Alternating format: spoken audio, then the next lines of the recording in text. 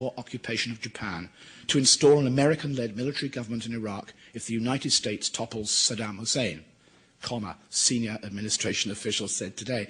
You know, if you look at the New York Times, count how many times the first paragraph ends with, officials say. New title for the Times and the Post, officials say. Buy it every morning. The plan, New York Times, also calls for war crime trials of Iraqi leaders and a transition to an elected civilian government that could take months or years, no doubt. In the initial phase, Iraq will be governed by an American military commander, perhaps General Tommy R. Franks, commander of US forces in the Persian Gulf, or one of his subordinates, who would assume the role, World War II again, of General Douglas MacArthur, who served in Japan in that role after its surrender in 1945. Well, very good, but you see there's a bit of a problem here. There's no emperor of Iraq, is there? The problem for General Tommy Franks, if he really does turn up in Baghdad to play MacArthur, is that the one unifying sovereign symbol that held Japan together in the ashes of nuclear defeat in 1945 was the Emperor Hirohito, mysteriously absolved of all responsibilities for Japanese atrocities in the Second World War. His military underlings went to the gallows on his behalf. Excuse me a moment, just so I can keep going. But in Iraq, the emperor, of course, is called Saddam Hussein. And if we're to believe the US administration, the Caliph of Tikrit would be in the dock along with the rest of his war criminals. General Franks will have to combine the role of emperor and colonial governor, which is how America's whole imperial adventure might come unstuck. What if the mosques defy the American occupation? What if the Shiites in the south or the Kurds in the north set up their own secret administrations? Are we going to arrest all the imams in the mosques? All those who protest against Western hegemony? You know, it's interesting to note that after the 1991 Gulf War, a large group of Iraqi opposition figures, including many of the secularists, met in Beirut, where I live, and covered the story, in order to plan for a new Iraq, familiar phrase now, fondly, of course, and vainly imagining that Saddam was about to go.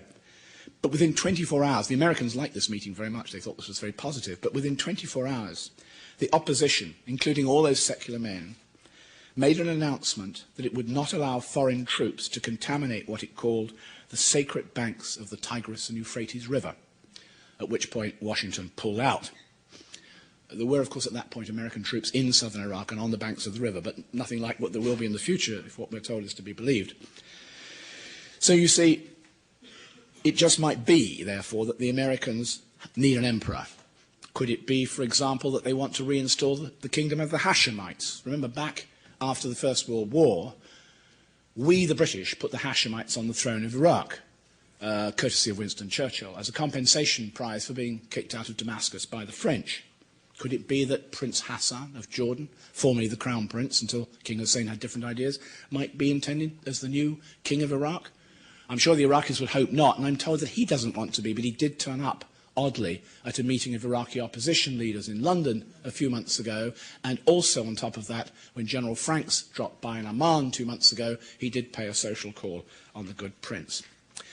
I just put these ideas in the air because we're not getting quite that point across to us in the television newspaper stories we hear and read. But if Baghdad is to be our target this year, for the second time in 11 years, I'd like to take you back to the immediate aftermath of the 1991 war in Iraq and to something that many of us journalists fear will happen all over again. I'm going to talk about this briefly and show you some pictures that I've actually shown before in Harvard, but now they've acquired a rather frightening new intensity. In February of 1991, as we know, Saddam's army had been driven out of Kuwait. His soldiers lay, perhaps 10,000 of them, in the deserts of northern Kuwait and southern Iraq. His tanks were burning across hundreds of square miles. Oil fires, some set off by the Iraqis, some by us, turned the sky black. I noticed, going through my files for my notes for this lecture, that I actually have in one of my notebooks splashes of black. It was raining oil as I was taking notes during interviews. Then 7 years later, in March of 1998, on a routine assignment to Baghdad, I noticed something very odd. It started with a chance meeting with a lady called Murtaza Saleh, whom I'd met before. She was wearing a sort of turban hat, and she had cancer. God knows, she told me, maybe the cause is whatever they bombed us with. But she was a chain smoker. Her tragedy seemed a normal one, but then it turned out that her husband, a medical doctor, had died of prostate cancer, and 3 other family members had also died of cancer, some with no history of the disease. I began to ask other Iraqis if they knew of sudden new cancers in their families. An Iraqi official I was chatting to, I've got this thing about officials, one afternoon suddenly said to me, "My neighbour's baby is sick. Her name is Noor Muhammad Yunus. She is only 2.5 years old. She had, it seemed, quote, a sort of shining in her eye. The eye had just been taken out lest the cancer moved to the brain." Then in Basra in southern Iraq, people reported the strangest vegetables. In the region, of course, where we bombed most and attacked much of Iraq's armour during the 1991 conflict. People reported the strangest vegetables in the market. Football-sized tomatoes, carrots of a strange purple colour, water that no longer tasted normal. I asked a group of women about the health of their families in the main street. One had a husband with cancer, another an aunt who had just died of cancer. 2 other women interrupted to say their younger sisters had cancer, and so it went on. With 2 colleagues, one American, one British, I travelled down to the border.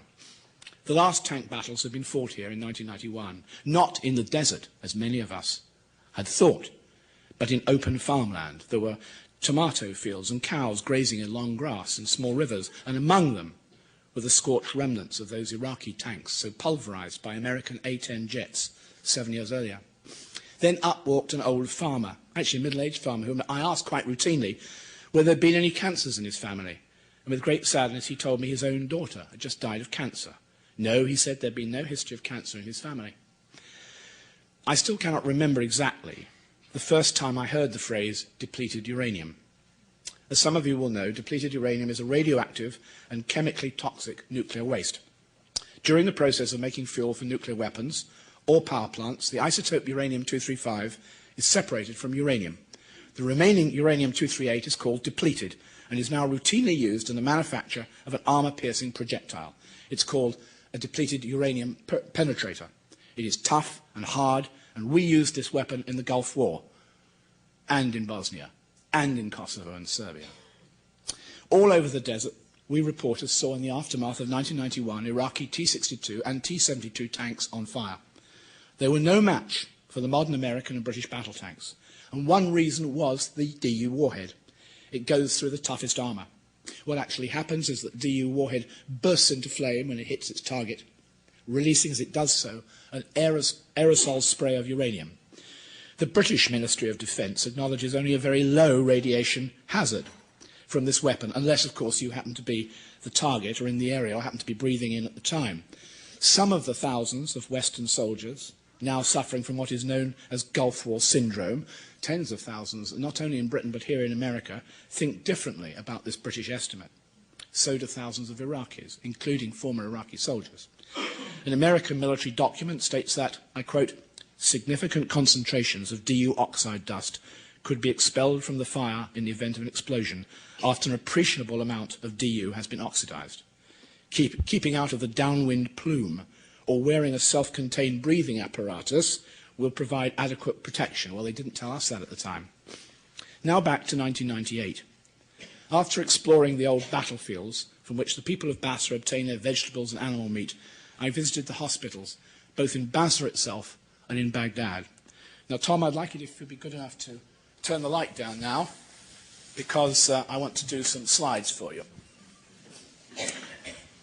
Now, when I turned up at Dr. Ali's clinic in Basra, that's Dr. Ali on the right, trained in Britain, Edinburgh actually, what I found is that every one of these people, they hadn't been got there for me, I just literally walked in, that was my pitch, every one of these people had cancer. So what I decided to do was go round the wards of the Children's Hospital, where apparently many of the victims were. I just simply took pictures of all the children who had cancer. Obviously, some of these children would have had cancer anyway, but it did seem a huge amount. I'll just put them up one by one so you can see them. I think they speak for themselves without any commentary from me.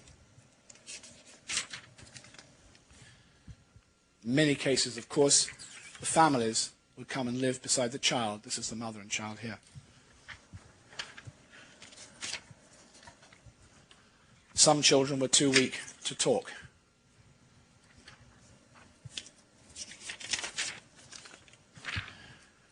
This little boy was happy to have his picture taken by the Independent.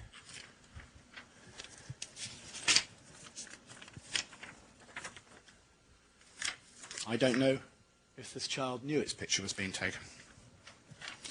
And subsequently, we ran the story very prominently on the front page of the Independent. Now, I'll just go back to the... Please light up. Okay, can I have the lights up again, Tom, please? You see, talking to the parents of these children, there was one common theme. They either came from regions where there'd been massive American bombing, or from those areas around Basra which were contaminated in 1991 by the explosion of DU munitions. In some cases, the children themselves remembered picking up pieces of old ammunition to play with. Ladies and gentlemen, I have to tell you that all the children you've just seen were dead within 6 months. In the months after my first series of articles, readers of my newspaper, The Independent, donated $250,000 for cancer vaccines and medicine for these children. After endless bureaucratic delays, the United Nations said at first we couldn't take the medicines, and when The Independent said we would, we got the permission next day. Though I'd have to say that we had a 3-week delay from Saddam Hussein personally, from his office. We had a big problem with Saddam's regime. You better remember that and think of, what Saddam's regime is like. But we got them in. I actually escorted the truckloads of medicine around the hospitals of Iraq, and the charity CARE did all the work. And again, I took pictures of the children I'd never seen before, this time of children, some of them, who would actually receive our medicines. And I'll show them to you now.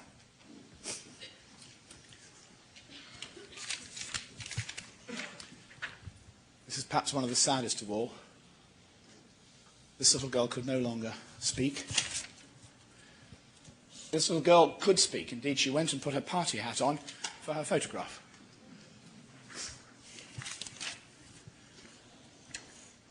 This girl could talk, but obviously her tumour was so great that she was in great pain. I didn't realise when I took this particular... Excuse me, I'm just dropping the mic off here after singing on again. When I took this particular picture, that the fan in the background makes the child look almost like an angel, doesn't she? Again, other children simply couldn't or wouldn't talk. And again, we gave prominence to the story in our newspaper.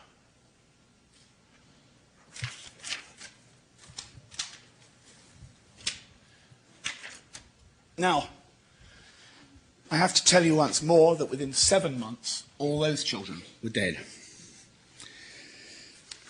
What we had discovered, you see, was an explosion of child cancers, of children born after the Gulf War was over in some cases, but who were now dying and whose death appeared to be intimately linked to the weapons we used in that conflict. Bomb now, die later. Now, you'd think, wouldn't you, that the slightest suspicion of all this, even the most tenuous links between DU and cancer, would capture a few headlines around the world. But no. When I got back to my hotel after another day visiting the children's cancer clinic, the so-called ward of death there, in Baghdad, I asked a colleague in an American news agency if he was interested in following up the story. I have not forgotten his reply. He's a friend of mine. World-weary and propaganda-haunted, he said, "Bob, I'm not writing about Iraqi babies." Some of our readers took a more serious view. They wrote to their MPs and they got replies which were as revealing as they were depressing. I'm going to show you now a message from a letter from Doug Henderson, Armed Forces Minister at the British Ministry of Defence. You'll find this very boring, but not quite that boring. We love to have these crowns on all our military things. It's the last paragraph I'll draw your attention to, and I'll read it for you here. The government is aware of suggestions in the press, particularly by Robert Fisk of The Independent, I get a savaging, of course, that there has been an increase in ill health, including alleged deformities, cancers and birth defects, note the word alleged, ladies and gentlemen, in southern Iraq, which some have attributed to the use of DU-based ammunition by UK and US forces during the 1990-91 Gulf conflict. However, the government, the British government, has not seen any peer-reviewed epidemiological research data on this